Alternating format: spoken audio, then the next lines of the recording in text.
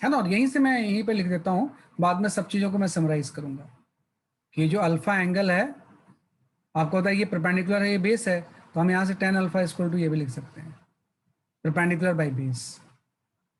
हम लिख सकते हैं B sine theta divide by A plus B cos theta. ये दो फॉर्मूले आपके आ गए, है ना। इसको मैं फिर से समराइज करता हूँ नेक्स्ट पेज पे। यहाँ तो जस्ट हमने ड्राइव किया हुआ है ना, तो यहाँ पे जस्ट आपने क्या किया, बेसिकली आपका डिराइव किया हुआ है।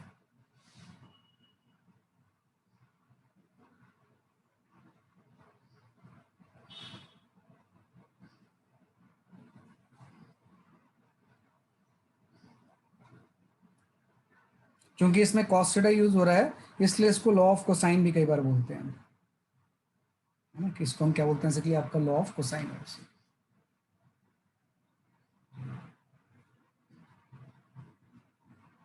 ओके, ये आपका आ गया। तो ये जस्ट आपने ये निकाल लिया, है ना। तो मैं इसको पूरी चीज़ों को नेक्स्ट पेज पे थोड़ा सा समराइज करता हूँ, है ना। तो पूरी चीज़ की जो लास्ट पेज में हमने पढ़ा, इसकी समरी सिंपल सी ये है कि कोई भी दो वेक्टर आपको दिया हुआ है ए एंड बी, इसके बीच में अगर एंगल थीटा है ना, कि कोई भी यहाँ पे दो वेक्टर्स हैं, इसके बीच में अगर एंगल थीटा है, one vector is A, another vector is B, ये ऐसा, है ना। इसके बीच में अगर ए बी इस वेक्टर का मैग्नीट्यूड है, तो हम बोलेंगे कि भाई एक आप इस तरह से पैरेललोग्राम कंप्लीट कर लोगे, है ना। और ये जो डायगोनल होगा ये रिजल्टेंट हो जाएगा। रिजल्टेंट का मतलब वेक्टर सम ही होता है ना। तो आपने ये निकाल लिया कि जो रिजल्टेंट होगा इसका जो मैग्नीट्यूड होगा वो कितना होगा। अगर इन दोनों के बीच में एंगल कितना है, बेसिकली आपका ये वाला थीटा है, तो रिजल्टेंट का मैग्नीट्यूड का फॉर्मूला आपने निकाल लिया। रिजल्टेंट के मैग्नीट्यूड का मतलब है कि A vector plus B vector का सम का मैग्नीट्यूड, इसकी जो वैल्यू हो जाएगी ये जस्ट आपकी ये हो जाएगी ए स्क्वायर, ए के मैग्नीट्यूड का स्क्वायर प्लस बी के मैग्नीट्यूड का square plus 2ab cos theta. यहाँ पे थीटा जरूर लिख देना आप इसमें, theta is the angle between the A and B, angle between vector A and vector B के बीच का एंगल थीटा है। तो ये आपने रिजल्टेंट का मैग्नीट्यूड निकाल लिया। अब डायरेक्शन ऑफ रिजल्टेंट क्या होगी, डायरेक्शन ऑफ रिजल्टेंट, है ना, कि जो रिजल्टेंट होगा उसकी पर्टिकुलर डायरेक्शन क्या हो जाएगी। तो डायरेक्शन के लिए हम ये ले लेंगे कि भाई ये अल्फा एंगल मुझे लिखना है, कि भाई अल्फा एंगल कितना हो जाएगा, तो टेन अल्फा का फॉर्मूला भी आ गया, कि जो भी अल्फा होगा उसका जो टेन अल्फा होगा उसकी वैल्यू ये हो जाएगी B sine theta divide by A plus B cos theta, ये आपका आ गया। तो जस्ट दो फॉर्मूले हैं, एक आपका ये वाला फॉर्मूला एंड दूसरा आपका आ जाएगा, है ना, कि जस्ट आपके यहाँ पे ये दो फॉर्मूले हैं, है ना।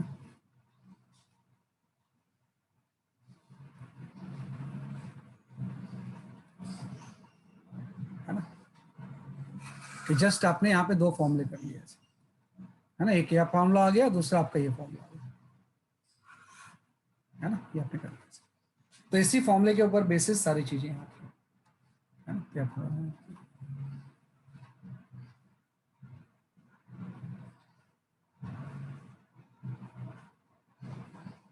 ठीक है, ये आपका गया,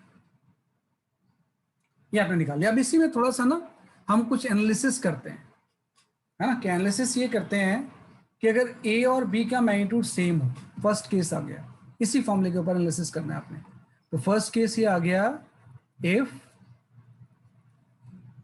ए इज इक्वल टू बी,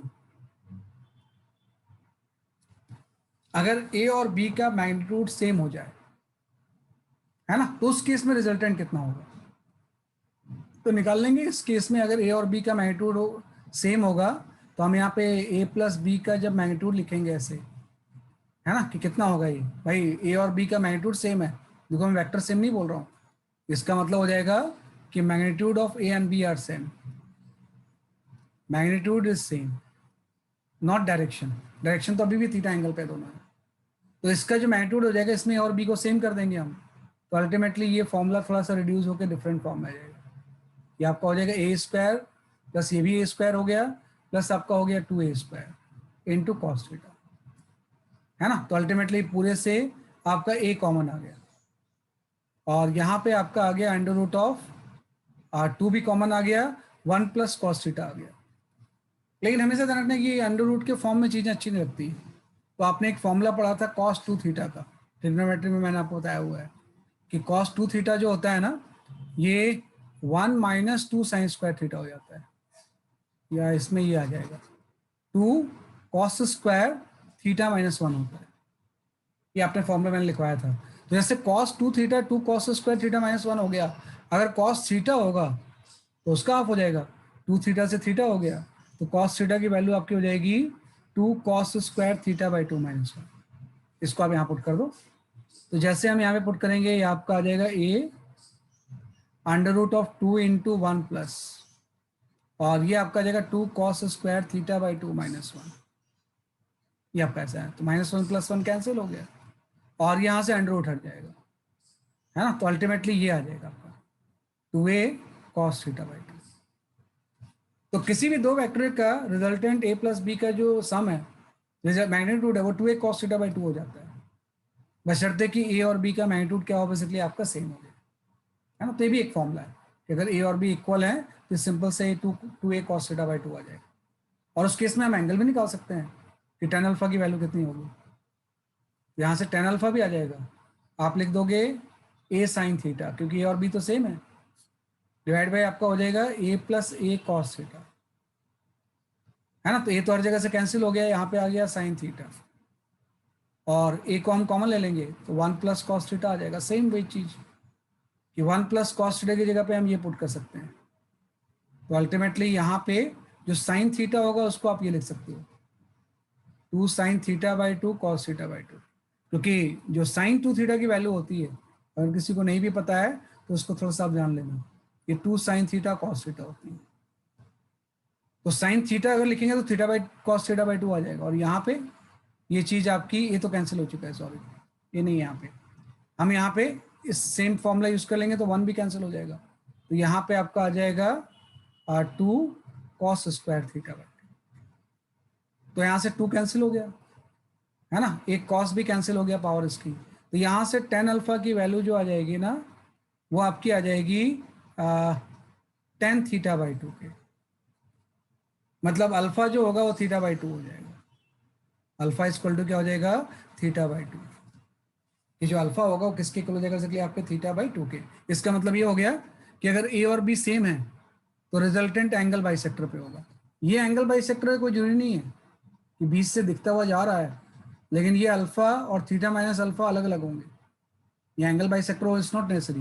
लेकिन ए और बी अगर सेम है, कि दोनों की लेंथ अगर मैं सेम बना लूँ कि जितना ए है उतना ही आपका ये भी है, बी भी है, इसके बीच में अगर एंगल थीटा है, तो जब आप इस पैरेललोग्राम को कंप्लीट करोगे तो इसकी दोनों साइड्स तो अब सेम हो गई ना, तो जो इसका रिजल्टेंट होगा वो एंगल बाइसेक्टर पे ऐसे चला जाएगा, इसका जो रिजल्टेंट होगा वो किस पे चला जाएगा, इसलिए आपके एंगल बाइसेक्टर पे। तो उस केस में ये रिजल्टेंट का जो एंगल होगा वो थीटा बाई 2 हो जाएगा। तो ये चीजें हैं कि अगर ए और बी सेम होंगे तो रिजल्टेंट इतना हो जाएगा, और रिजल्टेंट की डायरेक्शन जो होगी वो एंगल बाइसेक्टर हो जाएगी। तो पहला इसका केस ये है ना, इसी दो फॉर्मूले की हम बेसिकली आपकी बात कर रहे हैं। फर्स्ट चीज आपकी ये,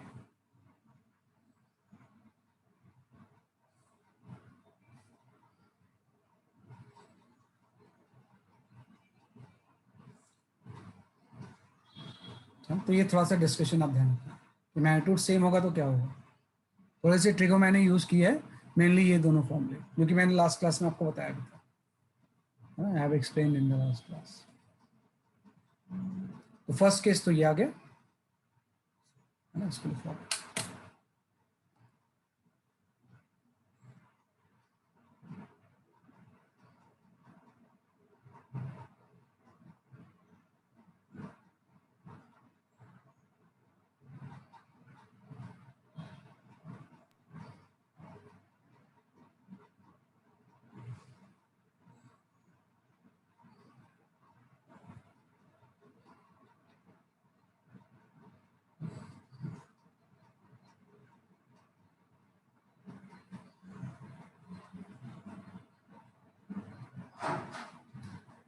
ठीक है, ये आपका फर्स्ट केस में आ गया हम। अब हम आ जाते हैं सेकंड केस पे।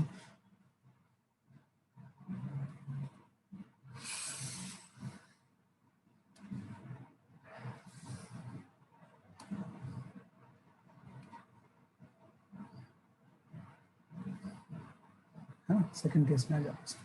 देखो सेकंड केस में ऐसा है कि अब ए और बी के बीच में एंगल कुछ भी हो सकता है, तो मैं बोलता हूं कि A vector is parallel to B, A and B is parallel, they are parallel. ये दो वेक्टर हैं वो पैरेलल हैं, कोई भी बड़ा छोटा हो सकता है। एक ए वेक्टर है और एक आपका बी वेक्टर है, तो मुझे निकालना है कि इसका रिजल्टेंट कितना हो जाएगा। तो जब पैरेलल वेक्टर होते हैं तो सिंपल सम हो जाते हैं। क्या आप फॉर्मूला निकाल लो कि भाई जब पैरेलल होंगे तो ए प्लस बी का मैग्नीट्यूड हम निकालेंगे। तो ये आपका हो जाएगा under root of A square plus B square plus 2ab cos 0 degree हो जाएगा, क्योंकि ए और बी अगर पैरेलल होंगे तो इसके बीच में एंगल जो होगा वो थीटा 0 डिग्री हो जाएगा। तो कॉस 0 डिग्री 1 हो जाएगा, मतलब ये आपका आ जाएगा under root of A plus B का होल स्क्वायर। तो मतलब इसका magnitude simple A plus B के इक्वल हो जाएगा। तो जब इस तरह से कोलिनियर वेक्टर होते हैं, पैरेलल वेक्टर्स होते हैं, तो सिंपल उसमें प्लस माइनस हो जाता है और ये ए प्लस बी की मैक्सिमम वैल्यू हो जाएगी। ये ए प्लस बी की इससे ज़्यादा वैल्यू कोई हो ही नहीं सकती है कि this is the maximum value of the A plus B, है ना। क्योंकि आपको पता है कॉस 0 की वैल्यू मैक्सिमम होती है ना 1, तो जब कॉस 0 मैक्सिमम होगा तो किसी भी दूसरे एंगल पे इससे कम ही वैल्यू आएगी। तो किसी भी दो वेक्टर के वेक्टर सम की जो मैक्सिमम वैल्यू होती है वो सिंपल आपकी ए प्लस बी होती है ना। ए प्लस बी से ज़्यादा वैल्यू हो ही नहीं सकती है। थर्ड केस में आ सकते हैं कि A and B are anti parallel, A and B are anti parallel, anti parallel. तो जब एंटी पैरेलल होंगे तो जैसे ये ए वेक्टर है, इसके अपोजिट बी वेक्टर हो जाएगा, है ना। ए और बी एंटी पैरेलल हैं तो इस केस में थीटा 180 डिग्री हो जाएगी। तो जब मैं यहाँ पे रिजल्टेंट निकालूंगा ए प्लस बी की वैल्यू कम ऑन, तो यहाँ पे माइनस साइन आ जाएगा। आप लिखोगे A square plus B square plus 2ab cos 180 degree, और कॉस 180 डिग्री -1 होता है, तो ये अल्टीमेटली आ जाएगा ए माइनस बी का whole square. Cos 180 degree -1 put कर देंगे तो ये ए माइनस बी हो जाएगा। तो जब पैरेलल होंगे तो ए प्लस बी का रिजल्टेंट मैक्सिमम होता है, ए प्लस बी हो गया, और एंटी प्लस होंगे तो ये प्लस बी की जो होती है वैल्यू मिनिमम होती है, ये आपकी मिनिमम होती है ना। तो ध्यान रखना मैक्सिमम इससे ज़्यादा नहीं हो सकता, इससे कम नहीं हो सकता। तो मतलब ये बड़ी सरप्राइजिंग चीज़ आ गई ना कि वेक्टर का सम कोई फिक्स नहीं है, इसलिए तो वेक्टर अलजेब्रा अलग है। वो डिपेंड करेगा कि इसके बीच में एंगल कितना है, कि अगर एंगल 0 डिग्री होगा तो सिंपल ए प्लस बी हो जाएगा, अगर 180 होगा तो ए माइनस बी हो जाएगा। अगर किसी केस में मैं थीटा 90 ले लूँ, A and B are perpendicular, perpendicular, है ना, कि भाई एक वेक्टर आपका ए ऐसा है, दूसरा वेक्टर आपका वाई एक्सिस के लॉन्ग है, बी वेक्टर ऐसा परपेंडिकुलर, मीन्स थीटा की वैल्यू अगर 90 डिग्री हो जाए तो सेम इस फॉर्मूले में हम पुट करके निकालेंगे। ए प्लस बी का जो मैग्नीट्यूड होगा ये आपका जस्ट ये हो जाएगा, A square plus B square plus 2ab cos 90 degree, और कॉस 90 डिग्री 0 होता है, ये आपका आ गया under root of A square plus B square आ गया। तो अगर थीटा चेंज करेंगे तो वेक्टर का सम का मैग्नीट्यूड चेंज होता रहेगा। मैक्सिमम वैल्यू इतनी होगी, मिनिमम इतनी होगी, इसके बीच में कोई भी वैल्यू आ सकती है ना, कि इसके बीच में बेस्ड ऑन द थीटा कोई भी वैल्यू आ सकती है, लेकिन इससे ज़्यादा नहीं हो सकता और इससे कम नहीं हो सकता। तो ये मैंने जस्ट वेक्टर सम के बारे में आपको बताया। पहले आप वेक्टर सम लिख लो।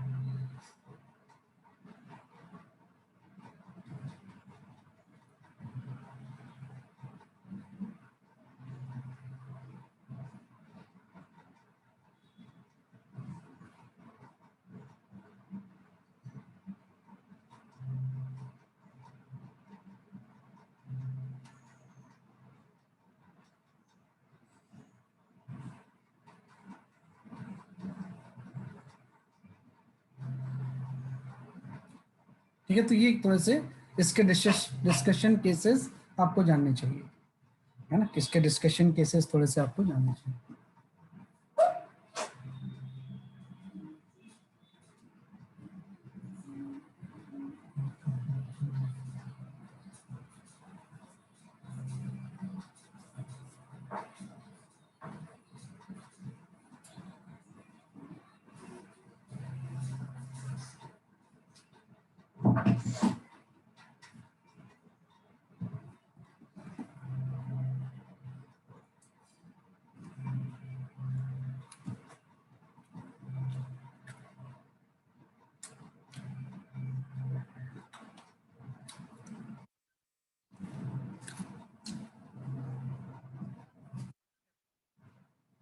ये तो जस्ट मैंने बोला कि this is the vector addition.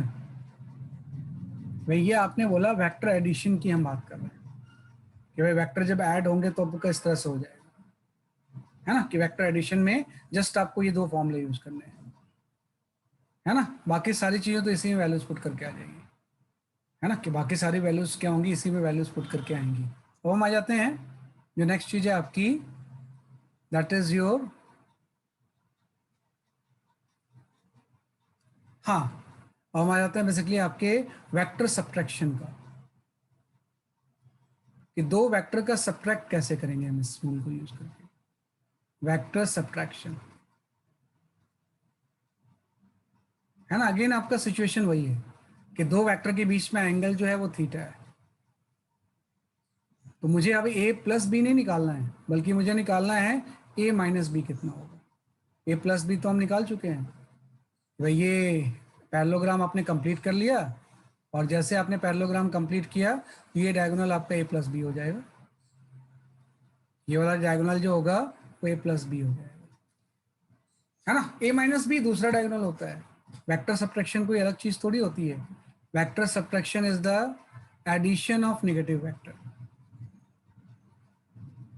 Addition of negative vector, ये मैंने बताया अभी आपको।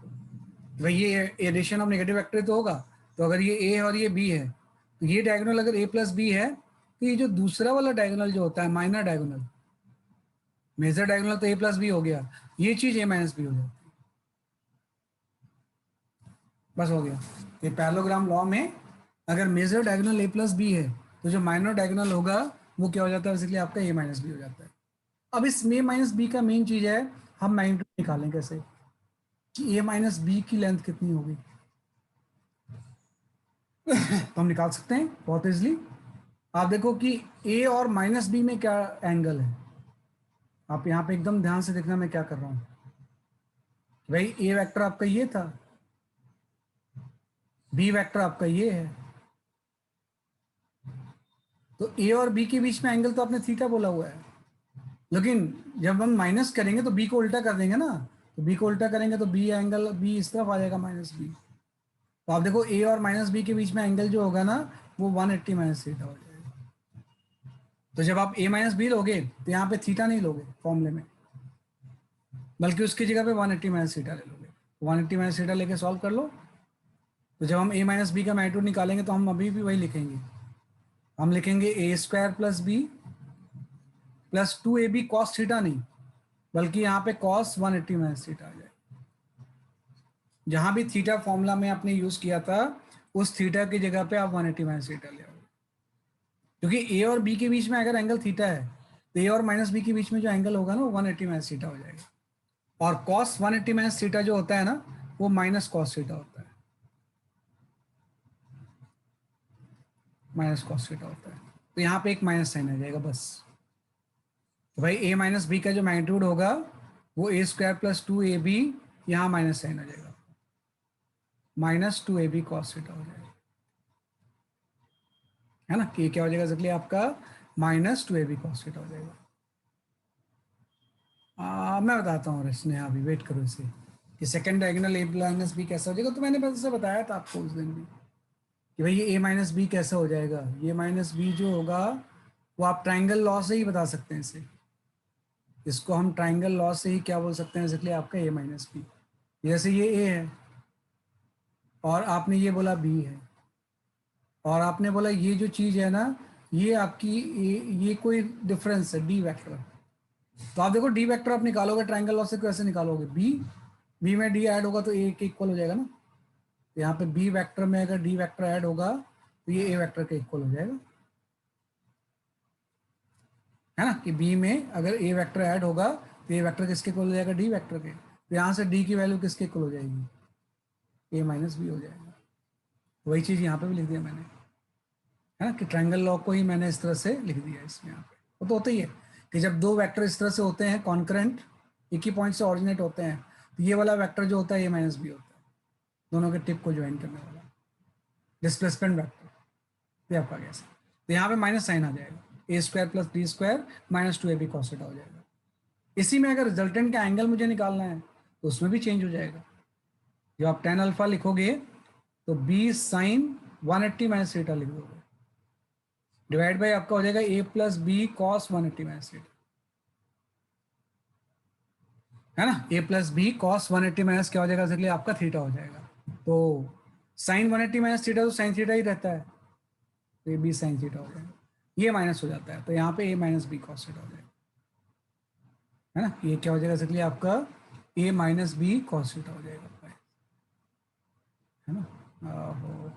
यहाँ नहीं लिख सकते इसे, यहाँ पे आ जाएगा बेसिकली आपका कि जो tan अल्फा की वैल्यू हो जाएगी वो हो जाएगी b sine theta divide by a minus B cos theta. मतलब ये है कि अगर दो वेक्टर के बीच में एंगल थीटा है तो जब सम कर रहे हो तब तो थीटा ही लेना है हर जगह पे, और जब डिफरेंस लेंगे तो 180 माइनस थीटा लेना है इन ऑल फॉर्मूलाज, है ना। तो मान लो ये tan अल्फा डैश इसको ले लेता हूँ मैं, तो यहाँ से tan अल्फा डैश की वैल्यू ये आ गई, है ना। तो अल्फा एंगल तो आपने ये डिफाइन किया था जो कि a प्लस बी की डायरेक्शन थी, a माइनस बी की डायरेक्शन ये आपकी अल्फा डैश हो जाएगी,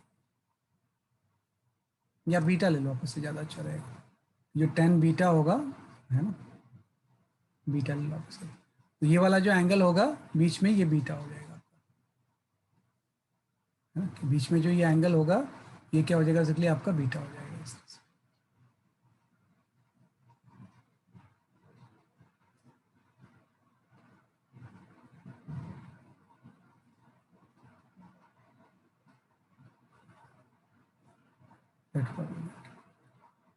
है ना, ये वाला जो एंगल होगा ये बीटा हो जाएगा, ये अल्फा हो गया और ये आपका बीटा हो गया, है ना। तो इसमें वही करना है आपको, सिंपल सा एक ही लॉजिक है कि जब सम ले रहे थे तो एंगल दोनों के बीच में अगर थीटा है तो डिफरेंस में एंगल 180 माइनस थीटा ले लेंगे, तो उसी की वजह से यहाँ माइनस साइन आ गया, उसी की वजह से यहाँ माइनस साइन आ गया, और एक डायगोनल अगर a प्लस बी है तो दूसरा डायगोनल क्या हो जाएगा, इसलिए आपका a माइनस बी। तो ये होता है वेक्टर सब्ट्रैक्शन, है ना, कि वेक्टर सब्ट्रैक्शन को हम इस तरह से क्या करते हैं, डिफाइन करते हैं।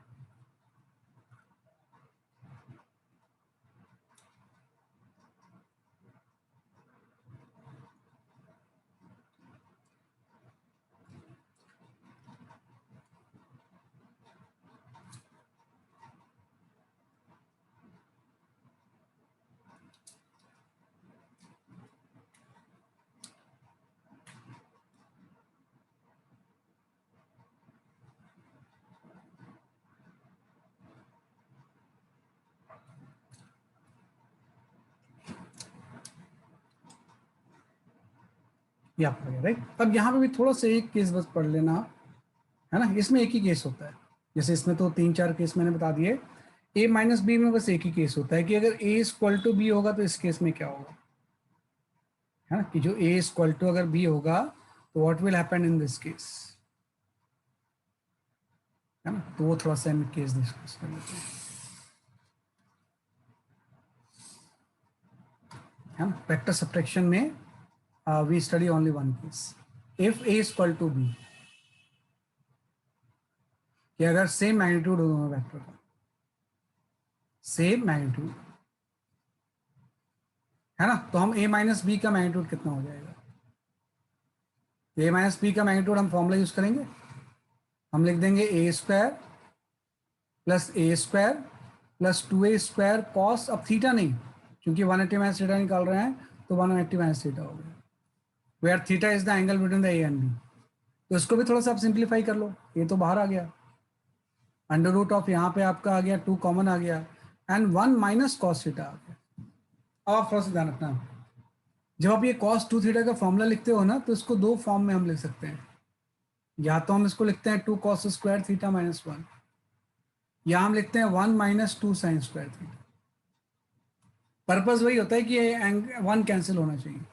तो अगर मैं यहाँ पे पुट कर दूँ 2 कॉस स्क्वायर थीटा माइनस 1, तो 1 1 तो ऐड हो जाएगा ना, तो आपको ये पुट करना 1 माइनस 2 साइन स्क्वायर थीटा। तो हम यहाँ पे पुट कर लेते हैं ये आपका 2 आ गया, 1 माइनस ये चीज आ गई, है ना। यहाँ पे आ गया एग्जैक्टली आपका 1 minus 2 sine square theta by 2। अब ध्यान रखना, थीटा 2 थीटा था तो थीटा हो गया, तो थीटा होगा तो थीटा बाई 2 हो जाएगा।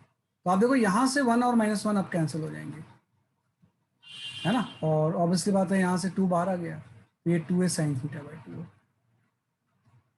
तो जो a माइनस बी का मैग्नीट्यूड होगा वो 2 ए साइन थीटा बाई 2 हो जाएगा, अगर a और b क्या होंगे बेसिकली आपके सेम होंगे तो, है ना। a और b अगर सेम होंगे तो ऐसा हो जाएगा। उसको लिख लो थोड़ा सा।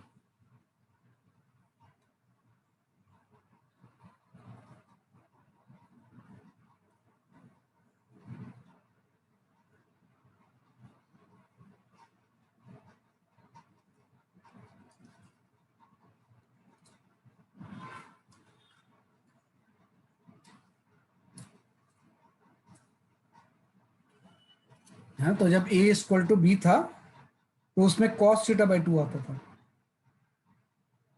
लेकिन इसमें क्या आ गया बेसिकली आपका a इक्वल टू बी में साइन थीटा बाई 2 आ गया, है ना। जो भी ट्रिग्नोमेट्री यूज करके आता है, इसमें 2a कॉस थीटा बाई 2 था, लेकिन अभी जो आपने निकाला है उसमें साइन आ गया है। मेन चीज होता है अंडर रूट हटाना होता है, तो कई बार इस फॉर्मूले को यूज करके हम अंडर रूट हटा लेते हैं। ये वाला आ गया।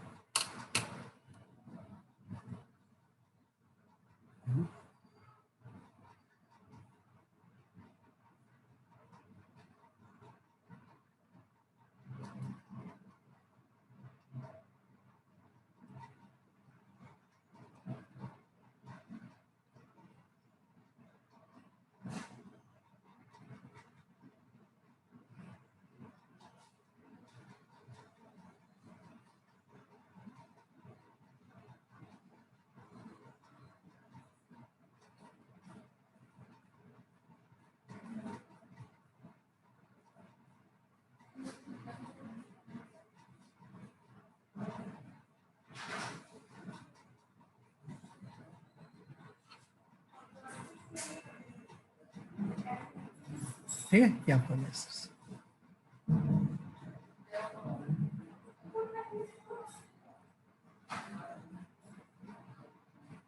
ठीक है, तो अब मैं कुछ न्यूमेरिकल्स आपको दूंगा बेस्ड ऑन दीज फॉर्मूलाज। वैसे फॉर्मूला ध्यान रखना कि बाकी तो सिर्फ डिस्कशन पॉइंट्स हैं, फॉर्मूला तो एक ही है, यही दूंगा बस, है ना। इसके अलावा बाकी जो भी चीजें हम देख रहे हैं वो तो सारे डिस्कशन पॉइंट्स हैं, उसी को यूज करके हम कुछ ना कुछ निकाल रहे हैं। अगर आपको नहीं भी आता है सीधे इसी पे फोकस कर लो।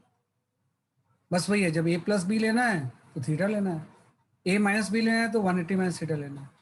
तो जब 180 माइनस थीटा लेंगे तो यहाँ बीच में माइनस साइन आ जाएगा, है ना। तो इस तरह से हम इसको सॉल्व करते हैं।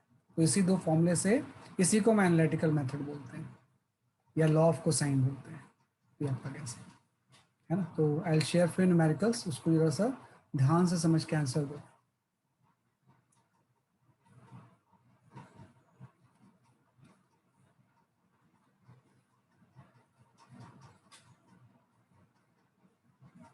Okay, wait for moment.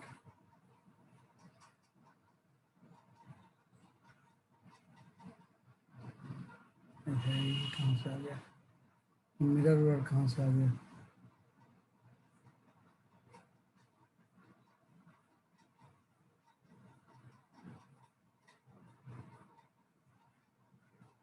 हाँ, you can go for this question.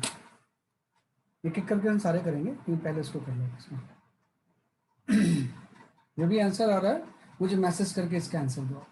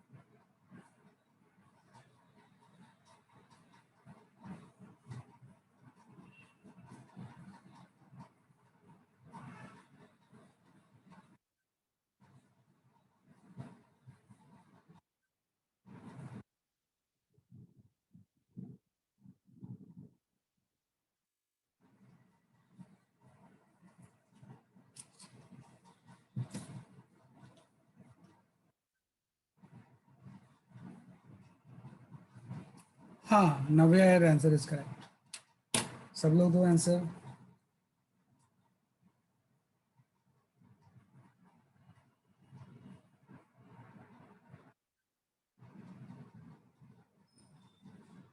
नहीं, दोनों सेम नहीं हो सकता बेटा, दोनों सेम नहीं हो सकता। एक तो आंसर सही है आपका, दूसरा सही नहीं है ना, आपका एक आंसर सही है।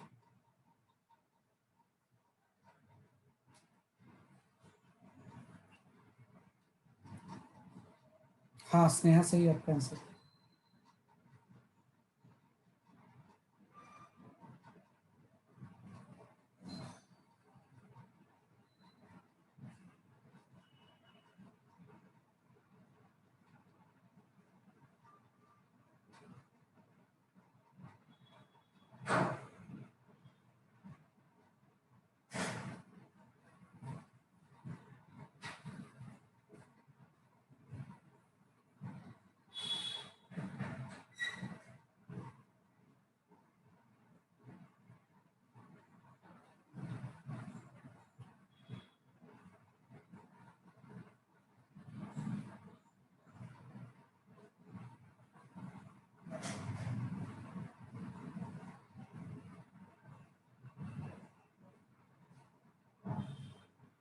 हाँ, स्नेहा सही है आपका answer.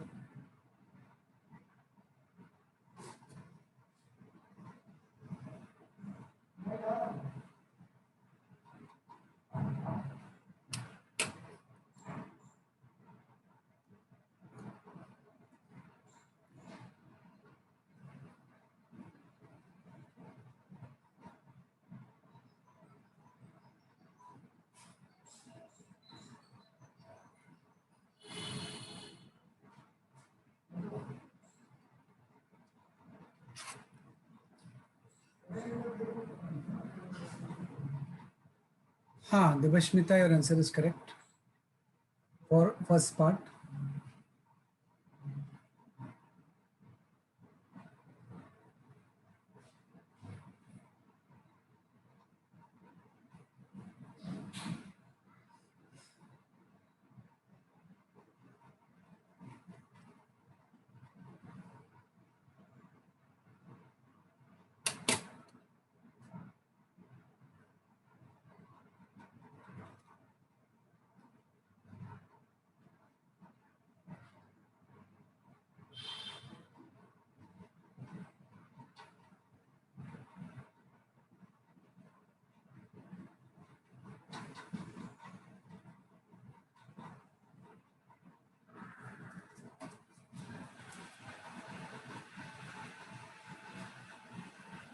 Okay, I will explain this question, है ना। काफी लोगों ने सही आंसर लेके आए हैं कि भाई ये यही तो बोल रहा है कि दो वेक्टर्स हैं ऑफ इक्वल मैग्नीट्यूड है दोनों का एट एंगल 60 डिग्री, है ना। तो find the magnitude of their sum and difference. मुझे निकालना है ए प्लस बी का मैग्नीट्यूड कितना हो जाएगा। ये ए प्लस बी का मैग्नीट्यूड अभी आपने बोला है कि जब इक्वल होता है दोनों तो ये हो जाता है 2a cos थीटा बाई 2। आप चाहो तो इसको मत यूज़ करो, मेन फॉर्मूला यूज़ करो, फर्क नहीं पड़ता उससे। मैं उससे ही बता दूंगा आपको, मैं क्योंकि मैंने ये फॉर्मूला बता रखा है कि भाई इक्वल मैग्नीट्यूड होता है तो ये होता है। तो ए की जगह पे 2 आ गया, क्योंकि ए की वैल्यू 2 ही तो है, इंटू कॉस 60/2 आ गया। तो यहाँ से आपका आ गया 4 cos 30, और cos 30 √3/2 होता है ना। तो ये आपका 2 √3 आ गया। तो ए प्लस बी का मैग्नीट्यूड 2 √3 आ गया। जब मैं ए माइनस बी का मैग्नीट्यूड निकालूंगा तो आपको पता है यही चीज़ अब कॉस नहीं होती है, साइन हो जाती है, 2a sin θ/2 हो जाएगी। ये आपको आ जाएगा 2 इंटू मैग्नीट्यूड तो 2 है, इंटू साइन θ/2 60/2 आ जाएगा। और साइन 30 डिग्री हाफ होता है, तो 2 इंटू 2 और साइन 30 डिग्री हाफ हो गया, तो ये 2 कैंसिल हो गया, ये 2 आ गया। तो जब दोनों का इक्वल मैग्नीट्यूड है, अगर एंगल दोनों के बीच में 60 डिग्री है, तो ए प्लस बी का मॉड जो हो जाएगा वो 2 √3 हो जाएगा, और ए माइनस बी जो होगा वो 2 हो जाएगा। ये तो चूंकि मुझे ये पता था इसलिए मैंने यूज़ किया, अगर पता नहीं होता मुझे तब तो मैं सीधे ये फॉर्मूला यूज़ करता। ए प्लस बी का मैग्नीट्यूड जो होता है under root of A square, A square मतलब 2 square, B square, B square का मतलब भी 2 स्क्वायर, 2ab कॉस 60 डिग्री। दोनों के बीच में थीटा जो है वो 60 डिग्री है ना। तो कॉस 60 डिग्री हाफ होता है, तो 60 डिग्री और एक हाफ कैंसिल हो गए, तो अल्टीमेटली ये √12 आ जाएगा, है ना। कॉस 60 डिग्री यहाँ से हाफ पुट करोगे तो √12 आ जाएगा। √12 का मतलब 2√3 हो गया। अब जब a माइनस बी मैं निकालूंगा तो अल्टीमेटली ए स्क्वायर प्लस बी स्क्वायर ही इसमें भी होता है, 2 स्क्वायर प्लस 2 स्क्वायर, लेकिन यहाँ माइनस साइन आ जाता है, 2ab कॉस 60 डिग्री, है ना। कि भाई यहाँ पे साइन जो होगा, क्योंकि 180 माइनस थीटा लेना है ना, तो उसको जब करोगे तो ये माइनस साइन आ जाएगा। तो जब माइनस साइन आएगा तो यहाँ से ये चीज़ जो आएगी, कॉस 60 हाफ ले लोगे तो ये टर्म और ये टर्म कैंसिल हो जाएंगे, तो सिर्फ 2 स्क्वायर बच जाएगा। तो यहाँ पे √2 स्क्वायर ही बच गया, नेक्स्ट 2 आ गया। तो जो भी मर्जी है आपकी, चाहो तो आप मेन फॉर्मूला यूज़ कर लो, चाहे हम ये रिजल्ट जानते हैं इसको यूज़ कर लेंगे, है ना। ये रिजल्ट जानते हैं इसको हम यूज़ कर लेंगे, सिंपल सा यही यूज़ करना है आपको, बहुत सिंपल चीज़ है, इसमें कोई मुश्किल है ही नहीं, है ना। बहुत बेसिकली आपकी ये सिंपल सी चीज़ है, उस तरह समझ सकते हैं।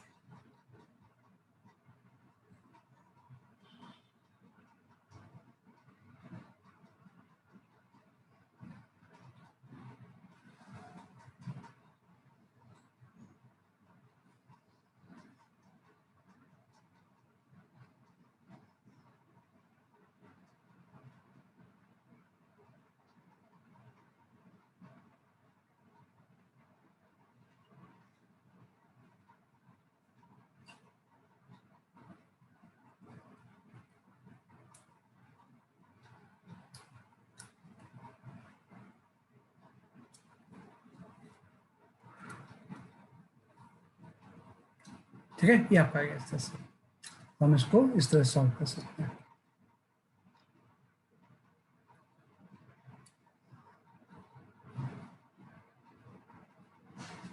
बाकी भी देता हूँ मैं आपको, 1 बाय 1 पीछे से आते हैं।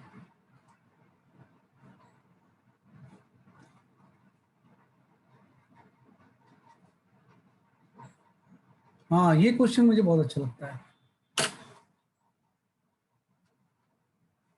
Can be the resultant of, can be हो सकता है,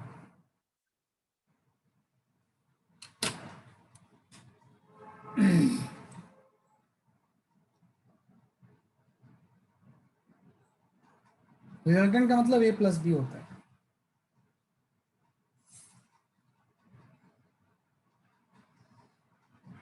इसमें एक से ज़्यादा हो सकते हैं, तो जो जी तक दिया हुआ इसमें कौन कौन सा हो सकता है।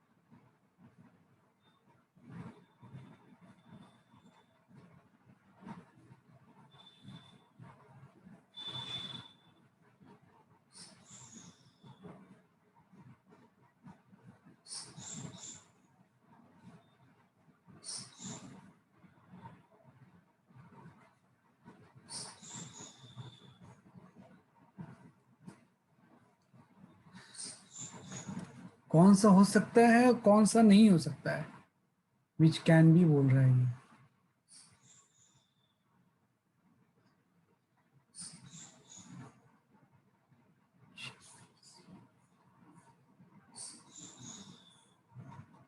हाँ स्नेहा, आपका आंसर पार्शली सही है, तो उसके साथ और भी हो सकते हैं। नवे नवली आपके चारों ऑप्शन सही है, 4 सही है इसमें आंसर। रितिका रानी, आपका भी आंसर पार्शली सही है, लेकिन टोटल 4 ऑप्शंस इसमें से हो सकते हैं।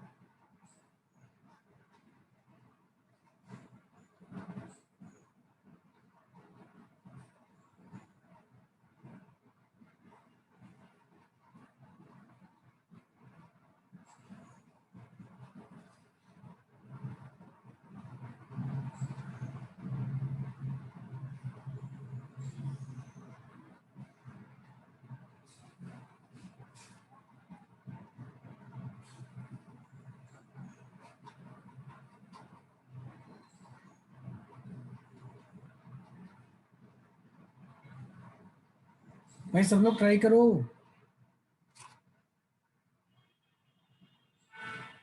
कुछ ही लोगों ने आंसर सेंड किया है मैसेज पे।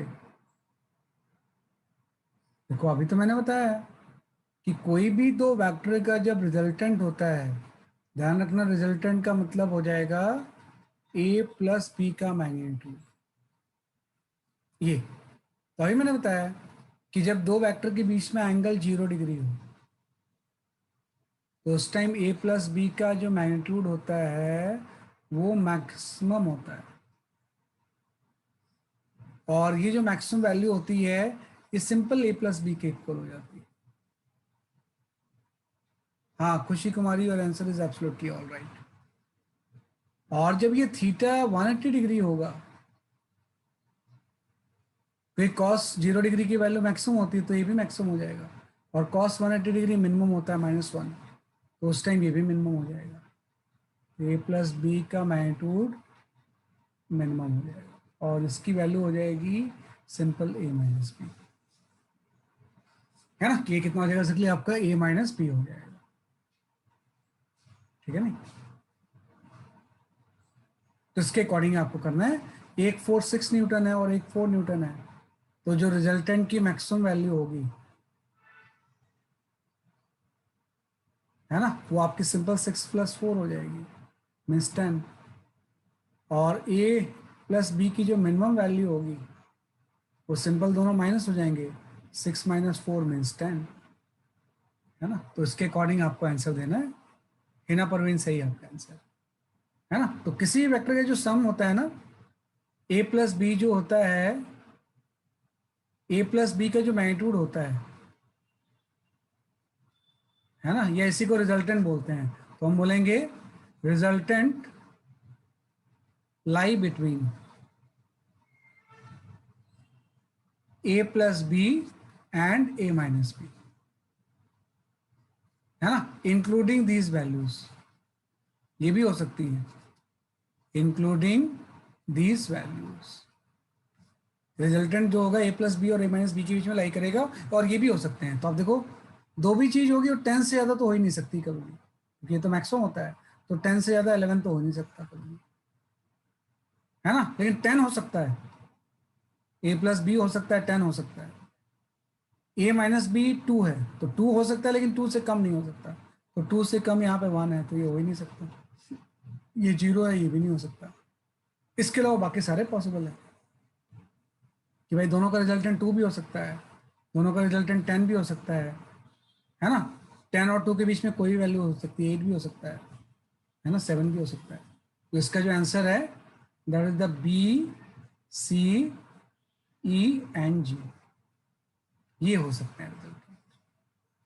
तो ये बहुत पॉपुलर चीज़ है, नीट में कई बार पूछी जाएगी, है ना, किस तरह से अगर रिजल्टेंट है तो कौन सी वैल्यूज हो सकती है, कौन सी नहीं हो सकती है। तो सिंपल सा वही है कि 10 और 2 के बीच में लाई करेगा, और 10 और 2 भी हो सकता है, इंक्लूडिंग दीज टू वैल्यूज, है ना। तो हम कर सकते हैं सर, है ना। तो B C easy is the correct answer.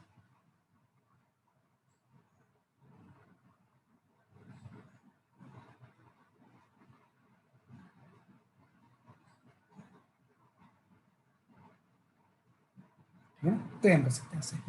तो आज हम इसको कर लेंगे कंप्लीट, है ना। काफ़ी कुछ आप करते जाओगे, होते जाएगा। कुछ सेट ऑफ क्वेश्चंस होते हैं वही इसमें बार बार पूछे जाते हैं, ये तो बाद में मैं कराऊंगा, ये भी बाद में। पहले हाँ, you can go for this question.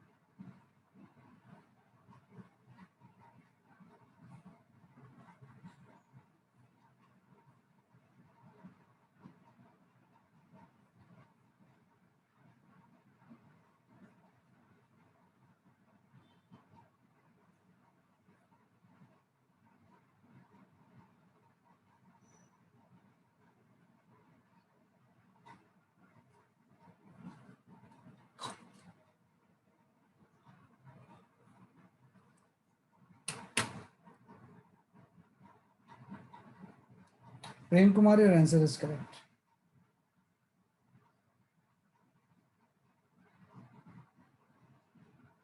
Hina Parveen, आपका आंसर सही है।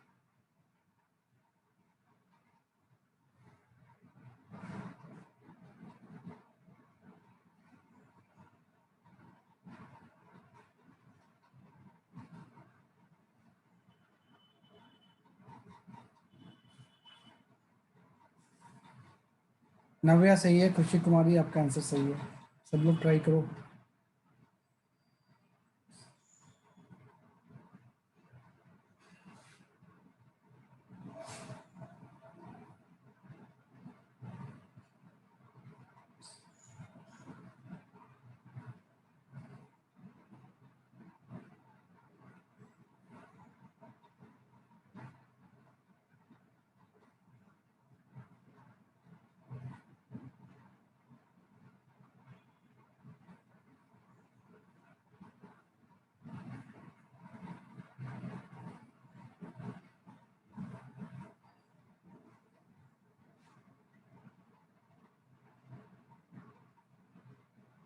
स्नेहा सही है आपका आंसर।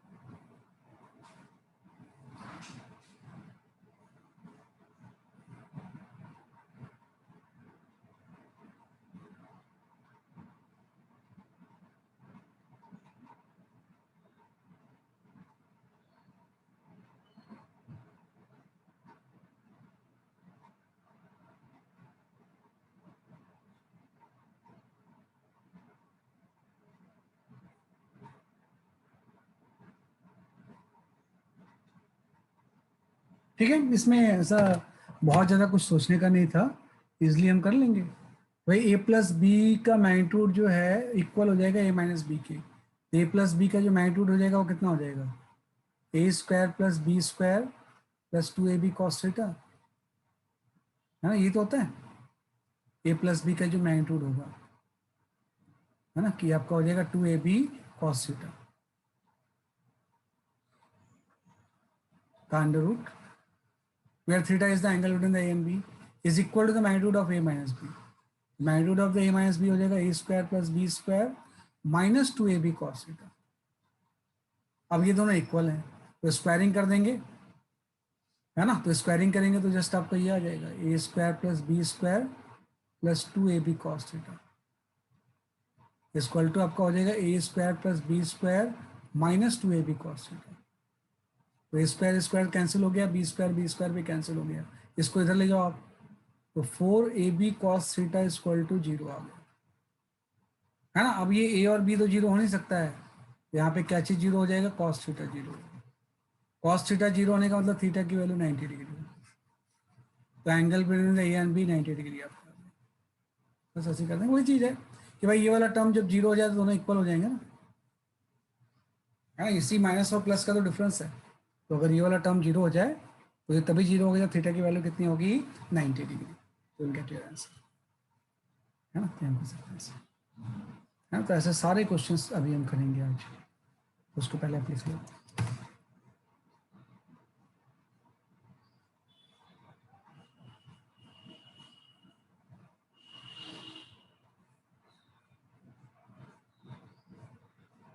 तो theta is the 90 degree is the correct answer.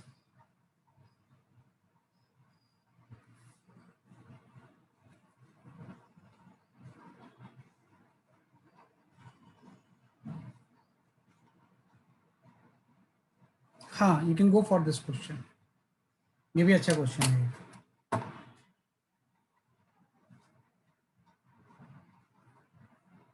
एकदम जो लिखा है वो ऐसे करते जाओ, अपने आप ही आंसर आ जाता है इसमें।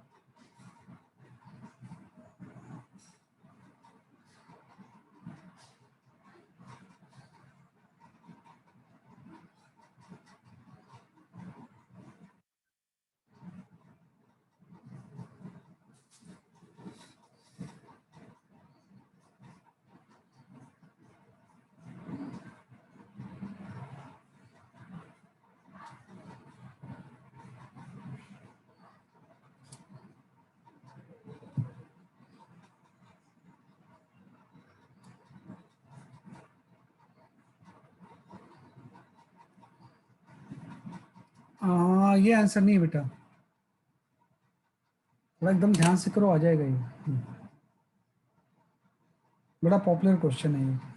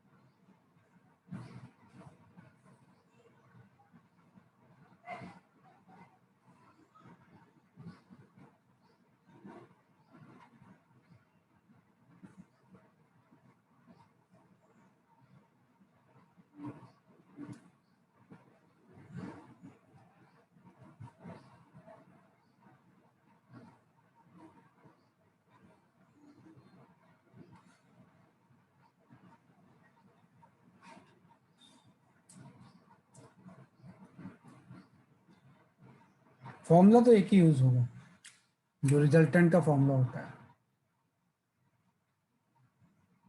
उसी को जो सिचुएशन दी हुई है उसके अकॉर्डिंग हम यूज कर लेंगे। ये formula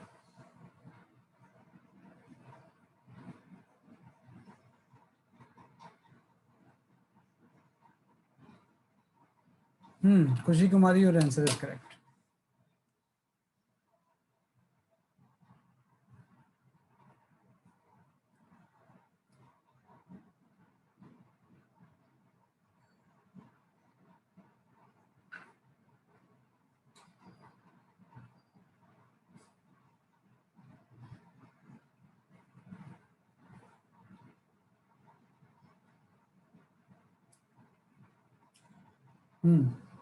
now your answer is correct.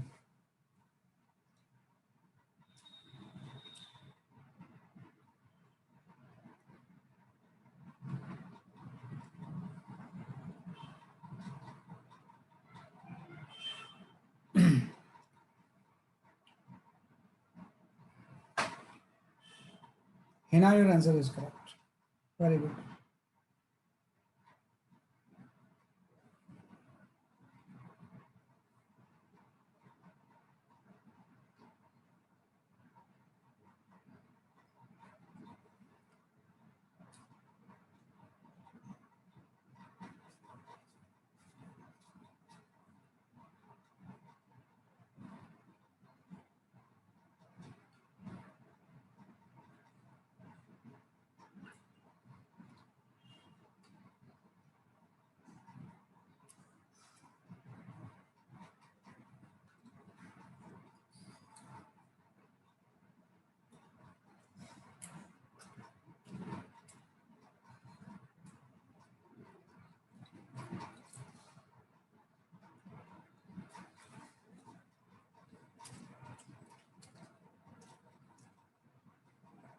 Okay चलो मैं बताता हूँ इसको, है ना।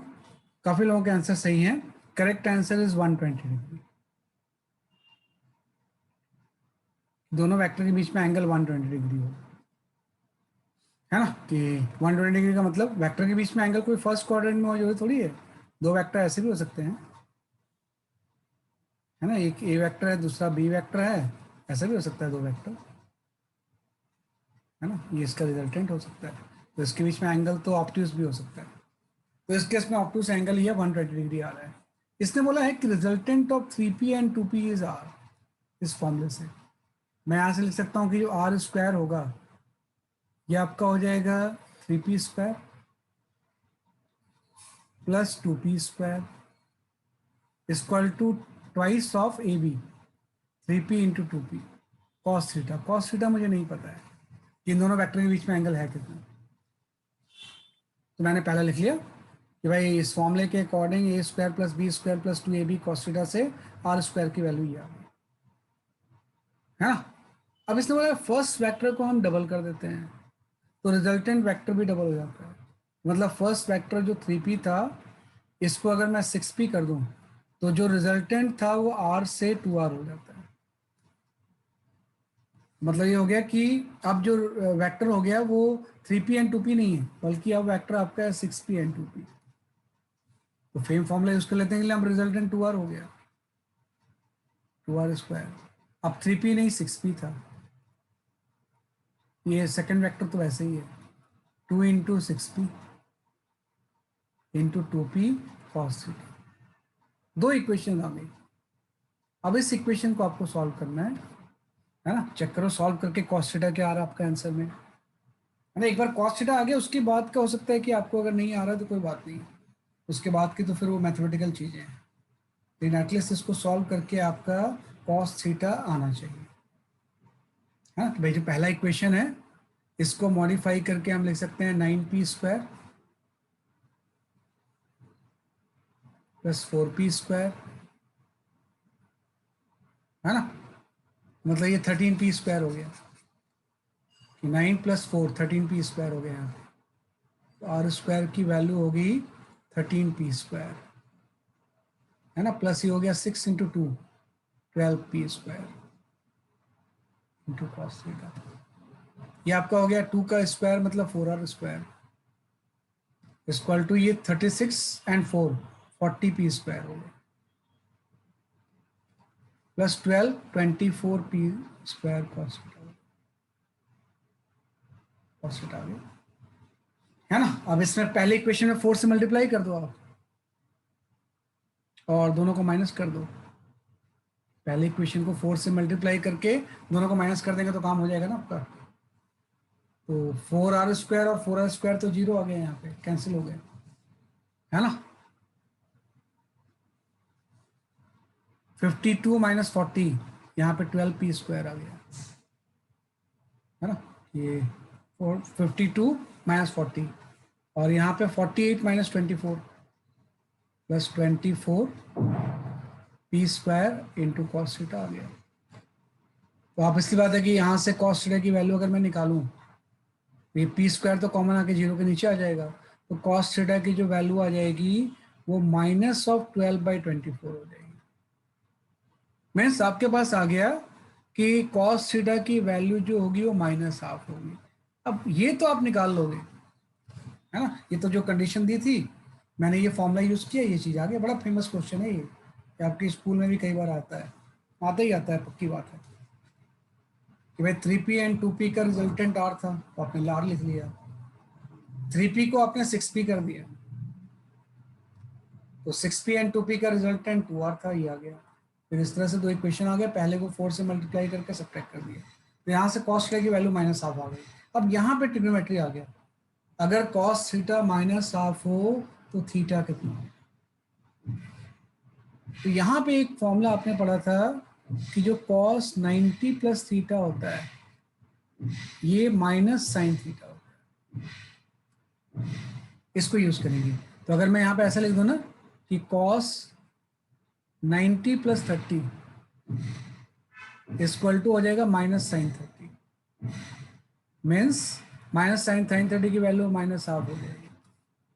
तो अगर कॉस थीटा की वैल्यू कहीं भी -12 आ रही है तो मतलब ये एंगल जो होगा 120 डिग्री होगा। तो थीटा की वैल्यू यहाँ पे जो आ जाएगी वो 120 डिग्री। ये थोड़ा सा नाइन्थ आपकी 10th की बुक है ना, वैसे मैंने लास्ट क्लास में बताया भी था, थोड़ा सा इसकी प्रैक्टिस जरूर करना। तो अगर कॉस थीटा की वैल्यू वैसे 2-4 वैल्यूज होती है याद भी हो जाएंगी। अगर कॉस थीटा की वैल्यू हाफ आ जाती तब तो आप बोलते 60 एंगल है, -हाफ आ गया तो 120 एंगल होता है ना। तो थीटा की वैल्यू 120 डिग्री आ गई, तो बहुत लोगों ने सही आंसर बताया मुझे।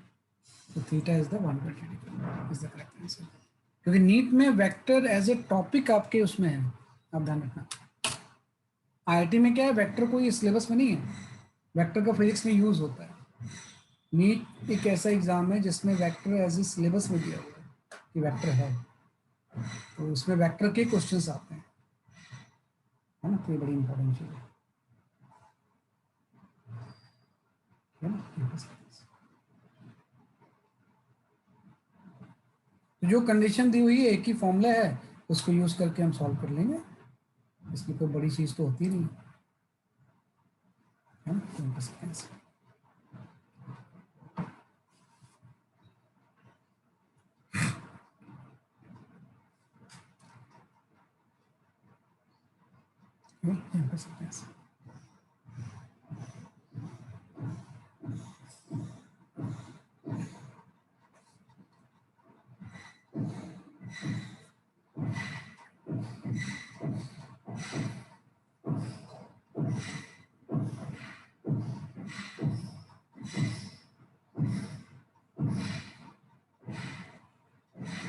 ठीक है, तो आज जस्ट हमने थोड़ा सा पढ़ा। अगर मैं मॉड्यूल आपकी देख लूँ तो मॉड्यूल में आपने काफ़ी कुछ पढ़ लिया है ना।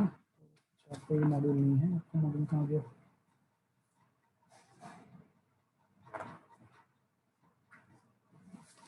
चलो कोई नहीं, अभी मेरे पास यहाँ पे है नहीं मॉड्यूल आपका, राइट। तो एक बार आप आज का लेक्चर रिवाइज कर लेना, है ना। रिवाइज टुडे लेक्चर, कल हम अभी इसी को कंटिन्यू करेंगे, है ना। इसको कंटिन्यू करने के बाद फिर वो आ जाएगा वेक्टर का मल्टीप्लिकेशन। वेक्टर के मल्टीप्लिकेशन के बाद ये चीज़ें खत्म हो जाती हैं, जिसमें कि डॉट एंड क्रॉस प्रोडक्ट के बारे में हम पढ़ेंगे, है ना। लेकिन मैं चाहता हूँ थोड़ा सा ये चीज़ आपका अभी और स्ट्रॉन्ग हो जाए, जो ये रिजल्टेंट का कंसेप्ट है, कि ऐसा स्ट्रॉन्ग हो जाए कि कोई भी क्वेश्चन आ जाए आप उसको अटेम्प्ट कर पाओ, किसी भी नेचर का आ जाए, है ना। तो थोड़ा सा मेरे को और प्रैक्टिस करवानी पड़ेगी इसको, तो आप एक बार रिवाइज कर लेना, बाकी कल करते हैं, right. So that's all for today, bye bye. Thank you, sir.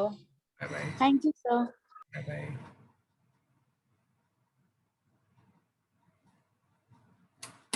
है ना, इसको रिवाइज करके आना, तभी कल की क्लास आपकी प्रोडक्टिव होगी, है ना। इसको अच्छे से रिवाइज कर लेना आप थोड़ा सा। Good evening sir. Bye bye.